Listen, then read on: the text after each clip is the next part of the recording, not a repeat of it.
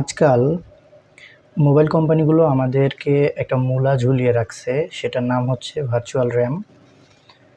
যেটাকে আসলে পুঁজি করে বর্তমান কোম্পানিগুলো মোবাইল সেল করতেছে। বিশেষ করে কম বাজেটের যে স্মার্টফোনগুলো আপনি কিনতে যাচ্ছেন বাজারে, আপনি একটা জিনিস লক্ষ্য করবেন, আপনার ফোনটাতে যদি 4 জিবি র্যাম থাকে, তারা কিন্তু আপনাকে অবশ্যই বলবে যে 4 জিবি র্যাম এবং সাথে আরও 4 জিবি আপনি বাড়াতে পারবেন।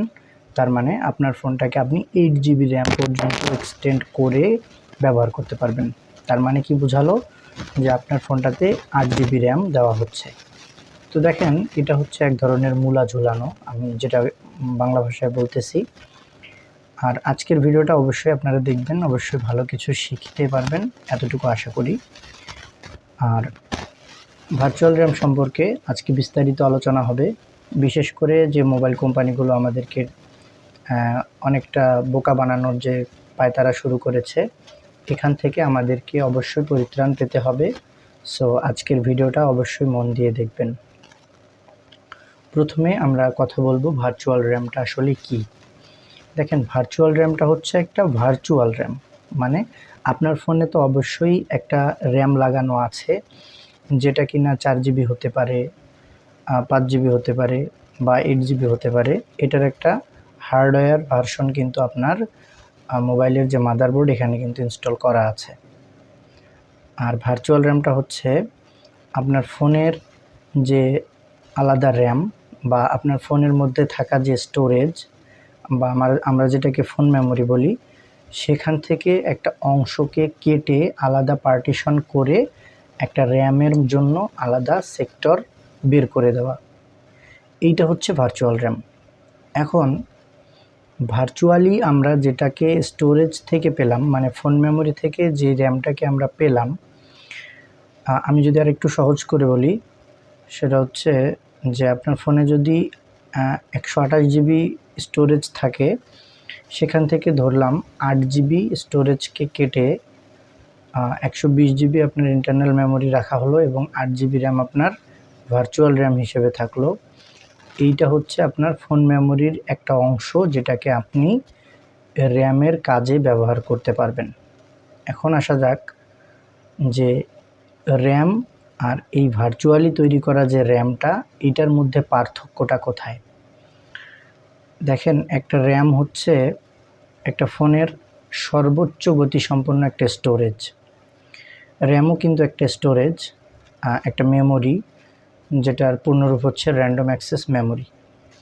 র্যামটা সবসময় খালি থাকে। আমরা যখন একটা ফোন বন্ধ রাখি, তখন কিন্তু ফোনের র্যামটা খালি থাকে। আবার যখন ফোনটা অন করা হয়, তখন কিন্তু র্যামের মধ্যে সকল প্রকার সফটওয়্যারগুলো রান করতে থাকে। তো বিষয়টা হচ্ছে যে এখন স্টোরেজ থেকে আমরা যে ভার্চুয়াল র্যামটা পাইলাম, এইটার সাথে আমাদের যে ফিজিক্যালি যে র্যামটা লাগানো আছে, এটার পার্থক্যটা কোথায়? এটার পার্থক্য হচ্ছে স্পিডে।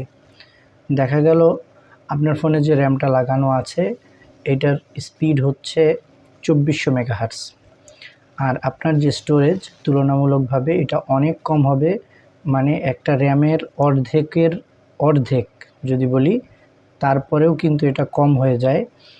আপনার হচ্ছে একটা ইন্টারনাল স্টোরেজের যে স্পিড, আমি ধরলাম যে একটা ইন্টারনাল স্টোরেজের স্পিড হচ্ছে 2 আর একটা র্যামের স্পিড হচ্ছে 16। তাহলে আপনি বুঝে নেন যে আসলে একটা ভার্চুয়ালি তৈরি করা একটা র্যাম আর ফিজিক্যালি আপনার ফোনে লাগানো যে র্যামটা আছে, এইটার স্পিডের তারতম্য কতটুকু হতে পারে। এখন আসি ভার্চুয়াল র্যামটা আসলে কিভাবে কাজ করে। ভার্চুয়াল র্যামটা হচ্ছে আপনার স্টোরেজ থেকে যে অংশটা আমরা কেটে নিয়েছি, এইটা তো ভার্চুয়াল র্যাম। এই ভার্চুয়াল র্যামটা হচ্ছে কি আলাদা একটা জায়গায় রেস্টে থাকে।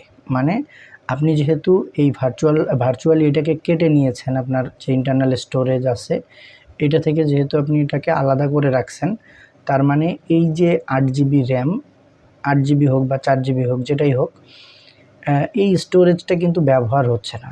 আপনার যে ইন্টারনাল স্টোরেজ, এটার থেকে কিন্তু এটাকে কেটে নিয়ে আসছি আমরা, ভার্চুয়ালি র্যাম হিসাবে কেটে নিয়ে আসছি। সো এটা কিন্তু ফাঁকা আছে।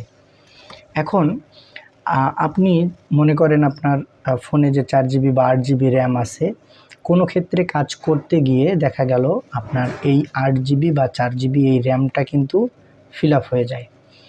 তখন কি হবে, এই র্যামটা আপনার যে অ্যাপ্লিকেশনগুলো রান হবে এইখান থেকে কিছু অ্যাপ্লিকেশন আপনার ইন্টারনাল মেমোরিতে যে ভার্চুয়ালি র্যাম ক্রিয়েট করা হয়েছে যে অংশটা এইখানে রাখবে। কোনগুলো রাখবে?